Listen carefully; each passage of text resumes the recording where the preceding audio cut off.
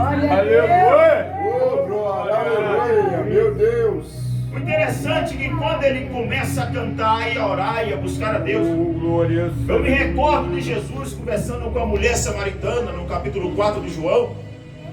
Jesus está fazendo uma pergunta para ela e ela também está se dialogando com Jesus. Vai chegar no momento do assunto que Jesus vai falar para ela: se tu beber da água que eu te der do seu interior, jorrará rios que inclinarão até a eternidade. Mas a preocupação daquela mulher, já vou voltar para o texto, era aonde devemos adorar. Um dizia, o judeu dizia, tem que adorar em Jerusalém. O samaritano dizia, tem que adorar no monte. Aí Jesus vai responder para ela, nem no monte e nem em Jerusalém. Mas o Pai procura os tais adoradores que adoram o Pai em espírito e em verdade. Quando no contexto a Bíblia vai dizer que quando eles oravam e cantavam hinos a Deus, eles não estavam sozinhos, porque tinha alguns presos ali com eles, e o carcereiro cuidando da portaria. O que me chama a atenção é que, aleluia, a ação de Deus na vida desse homem, porque o evangelho de hoje está acostumado a dizer que o crente não pode passar perseguição, que o crente não pode ser açoitado, que não pode ser preso, que não pode acontecer nada. Esse evangelho aqui é o evangelho genuíno, porque esse homem estava sendo açoitado, esse homem estava sendo acusado, mas em vez de murmurar, ele estava adorando. Em vez de reclamar, ele estava orando. Ele tinha total motivo para não adorar a Deus, mas a Bíblia vai dizer que perto da meia-noite, hora de dormir, Paulo e Silas oravam e cantavam hinos a Deus. O que me chama a atenção agora não é isso, mas qual era o propósito de Paulo e Silas estar naquele local. O propósito não era adoração, porque adorador, ele não escolhe lugar para adorar.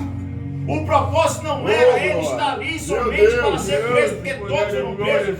Alguns foram decapitados, Estevão foi apedrejado até a morte, mas a Bíblia vai dizer que Paulo e Silas oravam e cantavam a Deus. E o que me chama a atenção aqui é a vida de um homem que muitos pregadores não prestou atenção nisso, mas o Espírito Santo hoje falou comigo acerca dele, o carcereiro. Aleluia. Quando o carcereiro ele viu que o reboliço começou a acontecer naquele lugar, porque, meu irmão, toda vez que o crente que ora, que busca, que jejua, começa a buscar a Deus, algo sobrenatural tem que acontecer. Não tem como não acontecer algo sobrenatural do crente que ora, que jejua e que busca a Deus.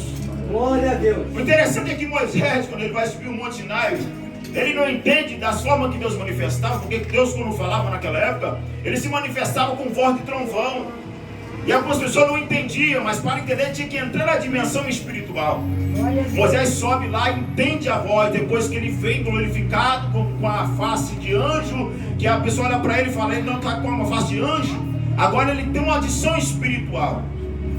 E toda vez que Cristo Jesus, Deus, manifestou na Bíblia, ele se manifestava tanto no trovão como no terremoto.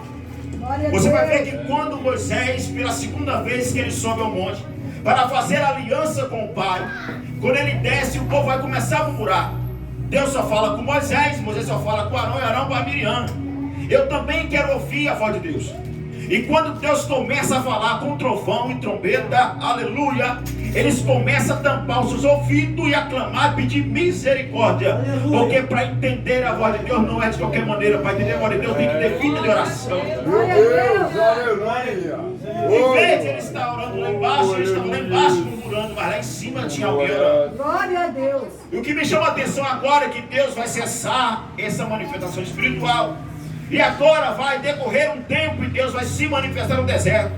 E toda vez que Deus se manifestava no deserto, só quem entendia a voz de Deus é quem orava, era quem santificava, era quem buscava Deus, entendia quando Deus estava falando. E aqui não foi diferente. Cumprindo o dia de Pentecostes, estavam todos reunidos no mesmo lugar, capítulo 2. Quando veio de repente um som veemente, impetuoso, encheu a casa, assim, né? E foram vistas sobre eles língua repartida como que de fogo. Deus, maravilha. Na ótica dos naturais que estava de fora, pastora, Quem estava dentro estava embriagado, estava bêbado, mas quem estava orando e buscando a Deus sabia que aquele movimento espiritual não era loucura, não era fanatismo, era o Espírito se apoderando do natural para transformar em sobrenatural. Aleluia. Se você veio aqui nessa noite buscar algo natural, você perdeu seu tempo, porque aqui, aleluia, é lugar de sobrenatural. E eu acabo de receber uma informação celestial. O Deus que manda, o Deus que pode, o Deus que faz, o Deus que levanta, o Deus que abate, o Deus que abre porta, manda eu te dizer,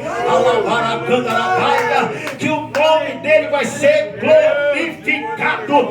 Nessa noite, você vai ser impactado por uma glória que você nunca viu, porque Deus vai manifestar. Glória a Deus. Meu Deus. O interessante aqui é que o carcereiro agora, ele vai soltar da... Quem pegou a Bíblia comigo? Da espada. É isso que está escrito? Só que, aleluia, na presença de Deus a morte não tem a última palavra.